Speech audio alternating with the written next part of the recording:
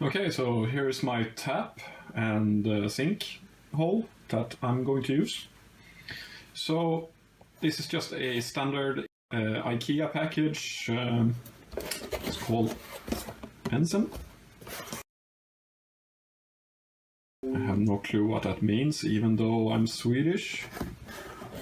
Let's open it up. Okay, so let's see. Oh, there's a plastic thing here.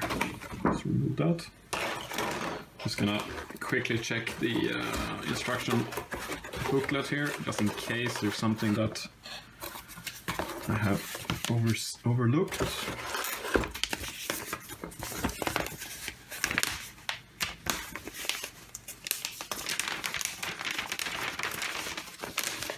So I guess it's just these that need to be taken into account. Here, this is the hole that it needs to have a contact with in our sink project. I'm actually gonna measure that just to be on the safe side. This seems to be then a hole that needs to be like so, which is pretty much exactly 4 centimeters. So we're gonna keep that in mind. And then we have the plug for the sink. And if I'm not mistaken, it is this part here that we need to help. Okay. I have no clue how to remove this. Oh, it's one of those, okay. Let's see, can we... Oh, there we go.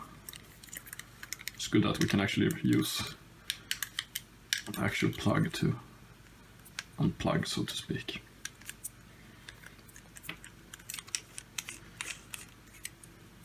I actually don't have to remove that. All I have to really check here is this size. Let's go out to half of this, or just inside the inner diameter, or outside the inner diameter, like so. So it's like 47 about. Yeah, something like that. Could be good. And then the absolute here would be,